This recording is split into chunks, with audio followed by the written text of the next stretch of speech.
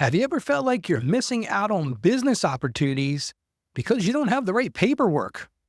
Maybe you've heard about an EIN number, but you aren't sure if you need one or even how to get it. Well, today I'm going to clear up some of the confusion and show you exactly why this simple number could be the key to unlocking your business's full potential.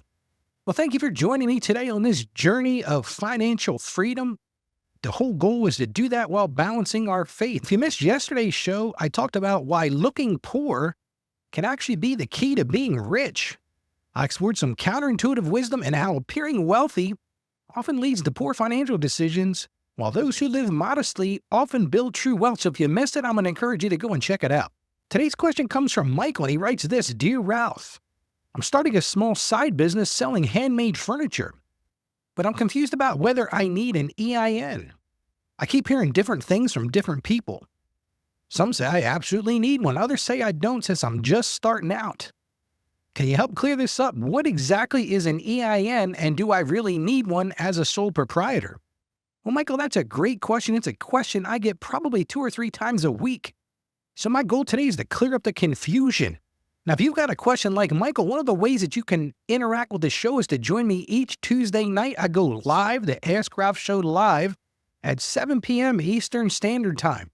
And listen to this, here's a great idea why you might want to join us. Every week for the live show, I'm giving away a $100 Amazon gift card to somebody that's in the audience. One lucky listener is going to win an Amazon card each and every Tuesday night. Now, you get to the Ask Ralph live show by going to askralphpodcast.com/live. It's a great place to get your questions answered. You can join our community. Again, check it out at askralphpodcast.com/live, and maybe you'll walk away next week with that $100 Amazon gift card. Now, Michael, your question reminds me of a powerful verse that speaks to the importance of proper planning and organization. So let's get right into our Bibles today. And it comes to us from the chapter of Proverbs, chapter 24, verse 27. It says, prepare your work outside. Get everything ready for yourself in the field, and after that, build your house. See, it's all about preparing. It's all about creating that strong and secure foundation. So that's what we're going to talk about today. We're going to talk about that EIN number as being that strong and secure foundation. Let's start by addressing the first question. That is, Ralph, what exactly is an EIN number? Well, EIN is just simply short for Employer Identification Number. You got to think about it. It's sort of like that Social Security number for your business. It's a unique 9-digit number. It's assigned by the IRS, and I'll share some more specifics in a few moments of how you get to one of those. But I wanted to start off just by talking about what exactly is an EIN number, because I thought that was important to understand before we get started. So let me tell you about my client, Sarah, because it really does illustrate the importance of getting that EIN. Now, Sarah's a small business owner, just like you, Michael. She was doing it as a sole proprietor. Now, Sarah made some beautiful handmade jewelry. I'm talking about this stuff was beautiful. She was selling it online. She was using her Social Security number for all her business dealings. And then one day came her big break. She received an exciting opportunity. A major retailer had reached out to her and said, we'd love to sell your handmade jewelry in our stores. And this was a huge opportunity. She told me, she said, Ralph, my jewelry will be available all over the country in these retail shops. But that's where it got a little complicated. Because as soon as she got that offer, the retailer sent her a packet of information to fill out. And one of the pieces of that puzzle, they required a business tax ID number. They wanted her EIN number. And she had been used to working with just that Social Security number. And the truth is, she nearly missed this opportunity. But fortunately, she called me. We sat down. We did some brainstorming. We talked about what this was, why she needed it. In the end, we ended up moving her away from the sole proprietor. I've talked on many shows about why you might want to consider setting up a separate entity like an LLC or a corporation or an S corporation. But in her case, we decided that an entity would be best. We got her that EIN number. And guess what? Now she's selling her jewelry in several retail locations. I mean, she is all over the place. Now, you might be thinking, Ralph, I'm not that big. I've got a small business. Do I really need to get this complicated? I'm going to give you the simple answer. And the simple answer is absolutely. You know, while having an EIN is not legally required for a sole proprietor, you don't have to do that. In my view, having an EIN does provide several benefits. So let's talk about what those are.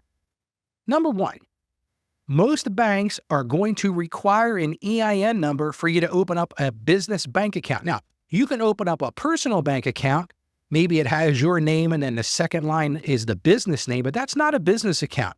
If you really want to open up a true business account, most banks, in fact, I would probably venture to say all banks, are going to require you to provide that EIN number. So you're going to have to get it for that. Step number 2, the other benefit of this is it enables you to hire employees. It's generally a must for payroll processing. Now, that said, I have heard of some people, I've got a couple clients now, they just don't want to go down the entity road. They don't want to get that EIN number, and they're using their Social Security number for payroll. And I just think that's a bad plan, because think about it like this. When you send out your W-2s to your employees, you're going to put your Social Security number on every one of those W-2 forms. I just don't think that's a very good idea from an identity theft perspective. So if you're going to be hiring employees, I think an EIN is a must. Well, let's look at the benefit number 3. And EINs are needed for filing business tax returns. Think about it. If you're filing a business tax return, it's a separate legal entity. You can't use your Social Security number. So if you've got an entity, it's going to be an automatic that you're going to get an EIN number, which is also a good thing, because now we're separating. If you listen to my show, you know I talk about this all the time. We've got to get to a point where we separate the business and the personal. And if you're using your Social Security number, you're clearly not separating those two things. So let's look at benefit number 4. And I kind of alluded to this already. Having an EIN number protects your personal Social Security number for identity theft. Like I said, this one is huge. You don't want to be sending out those W-2 forms with your Social Security number on. You don't want to be interacting with other businesses when they ask you for your tax ID number so they can send you a 1099 at the end of the year, or doing any kind of online banking or setting up, Shopify or one of those online marketing sites. You really don't want to use your personal Social Security number. It just opens you up for a ton of potential identity theft. So I'm going to say that one's huge. And number 5, last on my list today of benefits, they're required for certain business licenses and permits. This is one of the areas where you got to check with your local government, check with your state government. But a lot of times, these local and state governments, if you want to get a business license in their jurisdiction, they're going to require that you have an EIN number, because they don't want to use that Social Security number. They want to see that you've got a tried and true business EIN number. Now, let me say, haven't really talked about this. Here's the thing you need to understand. You can get an EIN number without setting up a separate entity. You can do that. But the truth is, most businesses need that EIN number, like I said, except for if you're going to do a sole proprietorship with no employees. If you want to do that, that's fine. You can just use your Social Security number. Again, if you listen to what I'm saying to you today, I think that's a mistake, but you can do it. Now, let's say you don't want to set up that separate entity. You say, Ralph, sole proprietor is good for me. You can still apply for an EIN number. So let's talk about that. Where you get an EIN number is absolutely free. Go to www.irs.gov, and I'm going to share some specifics about applying for that EIN later in this show. But first, I'd like to ask you to do me a favor today. One of the ways that we can grow this show is to share the show and to give me some ratings and reviews. So I'm going to ask you a real simple question. If you're getting value from this show, I would really appreciate you leaving a rating and review. The truth is, most people often select shows based on ratings and reviews. I don't think that's the deal maker, but it certainly helps. They want to see that a show's providing value. They want to see that there's other people looking at the show. They want to read those reviews and see what people are getting from this show. So again, if you're a loyal listener, maybe this is the first time you tuned in and you're like, Ralph, man, you're giving us some really useful information. I never ask for money. I don't ask for any of those things. I would just really appreciate it if you would leave us a review. Now, the easiest way to do that is if you go to askralphpodcast.com/review. Again, that's askralphpodcast.com/review. And I'm just going to encourage you to leave us an honest review and rating. Maybe you could share something you learned from this show. The whole goal of this is to help us reach more people with our positive message of balance and faith in finance. So if you've been impacted by the show in a positive way, you want to share something you've learned from the show, I would truly appreciate you doing that. Again, it's at askralphpodcast.com/review. Now, I promised I'd share some action steps with you, because the truth is, if you listen to me, you know I say this all the time. Intentions are great, but actions are the answer. So let's get right into this. So here are some specific steps you can take. Number 1, determine if you need an EIN number. Like I said, if you plan to hire employees or operate as a corporation or partnership or other LLC entity, you absolutely have to have an EIN number. Number 2, visit irs.gov and apply online. It's free. It's not complicated. It's a fill in the blank thing. Make sure you answer the questions correctly. If you need help with that, you can schedule a call with me. The next thing I'm going to tell you to do, number 3, is keep your EIN confirmation letter in a safe place. So when you apply for that EIN, if you do it online, and I'll talk about specifics of how we do that in a few minutes, but if you do it online, they're actually going to issue an EIN confirmation letter to you that you can download. And you want to keep track of this. As we talked about, you might need it for a payroll company. You might need it for a bank. You want to have that letter available so that you, number one, know your EIN number, because if you come into somebody like me to get your taxes done at the end of the year, or you're doing some consulting work with somebody like me or something like that, you're going to need that EIN letter so that you know what your EIN number is.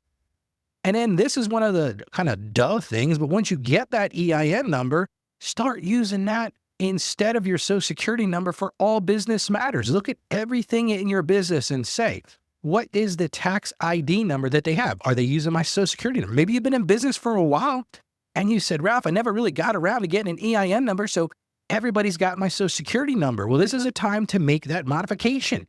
Go on to those online selling sites, fill in the EIN. They may ask you to upload your EIN letter.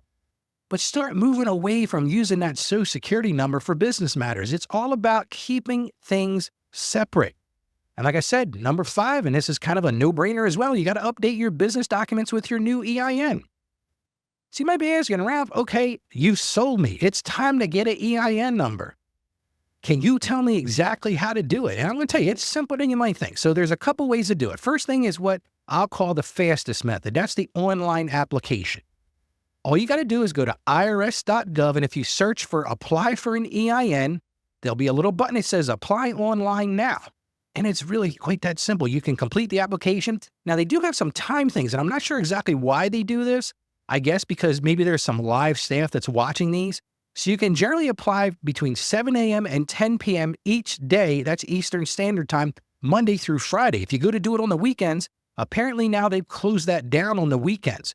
Maybe they do maintenance or something like that. And then once you do that, if you fill in all the blanks correctly, you don't have an error, they're going to provide your EIN number to you right away. You're going to get a screen that says, we've assigned your EIN number. Here it is. They're going to give you a document that you can download. It's usually a PDF document. I'm going to encourage you, like I said, to hold on to that, but it's really that simple. Now, another way you could do it is by mail or fax. Maybe you're one of these people that are like, you know what, the internet's not for me, Ralph. Well, you can go and download and complete what's called a Form SS4. Now, you can get that SS4 form. You can visit the irs.gov and download the form. My opinion is if you're there already, just go ahead and apply online. I don't really see the benefit to that. But let's say you want to have that paper thing. Go find that form SS4. Just make sure if you go to search the internet for it, go to IRS site, not to some ancillary site that might kind of trick you in to putting your information on there. So once you fill it out, you can mail it to the Internal Revenue Service. That goes to the Internal Revenue Service Operations, Attention EIN Operation. That goes to Cincinnati, Ohio, 45999. Now, another way you can do it is you can fax it to them. It's a better method than mailing it, because mailing it, you might be waiting 6 to 12 weeks for that thing. Most of the time, you want this EIN number right away, so you could also fax in that request. The fax number is 855-641-6935. Now, let me give you a few important tips. Here's the things you need to know because they're not always intuitive. If you take the online application approach, it's got to be completed in one session. Once you've started moving forward, they're not going to let you come back to it. So you got to work through all the questions. So what you might want to do is go online and start that. If you find that they're asking you a question you don't know about, go back and start over again. Before you do that, you've got to have all your business information ready before you get started. They're going to ask you for your name of the business. They're going to ask you for the address of the business. They're going to ask you what type of entity it is, whether it's a sole proprietor, an LLC partnership, or an LLC corporation, or a corporation, or an S corporation. They're going to ask you for what they call the tax party. You're going to have to put in your name, your Social Security number, because they're going to confirm that information matches what's on their database. They're going to ask you what type of business entity you are, what kind of business you're in. They want to collect all that information at the front end. So once you get past that, like I said, you're going to get that EIN confirmation letter. If you do it online, you're going to get it immediately. If you do it by mail or fax, they'll either mail it back to you, or if you request that they fax it back to you, they'll actually fax that back to you. So that's one of the things. Once you get that letter, hold on to it. And listen, you can only apply for an EIN once per day per business. Not really sure why that's a big issue. I guess there was some fraud going on out there, so they kind of locked this down. So you can only get one per day. So if you've got multiple businesses and you're like, Ralph, I want to go get multiple EINs, they're only going to let you do one a day. So they're tracing back to your personal name and your personal social security number. I guess they're doing that for verification purposes. So if you've got a couple businesses, it's no big deal. Take Monday and apply for business 1, take Tuesday and apply for business 2, and if you got business 3, do it on Wednesday. And remember, don't let anybody charge you for doing this. This service is completely free. Don't ever pay anyone to get an EIN number. Now that said, I want to be careful what I'm saying there. It may make sense for you to sit down and have a consultation with somebody like me. We set up entities, we set up corporations, we set up LLCs. And in that regard, I do charge for getting an EIN number, but it's part of a package of setting up your business. I'm not charging you directly for doing that EIN. So let's just say you listen to our show today, you go say, Ralph, I'm sold, I'm going to go get an EIN number. And you go online, you forget about going to irs.gov because it's really that simple, and you find some other site, they want to charge you for that. Don't do that. Either contact me, book a call with me, we'll talk about your particular situation, I'll help you get that EIN number, or go right to irs.gov and do it that way. Remember, because the EIN is more than just a number. In my personal opinion, like I said, it's a foundation for proper business organization, and it provides you your prominent pump for growth. And speaking of growth, tomorrow we're going to be discussing an important topic that many of you have asked about. And this one was a tough one for me to put together, but I got a lot of people asking this question, and that's why I don't feel like I'm doing well financially, even though I am, according to most experts. So we're going to have a fascinating exploration tomorrow of the emotional side of money management. A lot of people get hung up on this. They say to me, Ralph, look, everybody says, like, according to the experts, according to the numbers, man, I'm doing well financially, but I just don't feel like it. So that's going to be on tomorrow's show, so I'm going to encourage you not to miss it. Now remember, my passion here is to help you achieve financial success. I want to see you live out your dreams. I want to see you grow in your faith.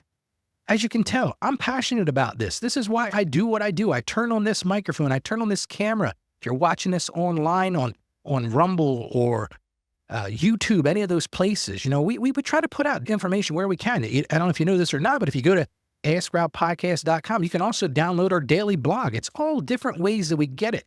But the whole point of that is my goal is to help you achieve that financial success. I want to see you live out your dreams. And I realize that you can do that while still growing in your faith.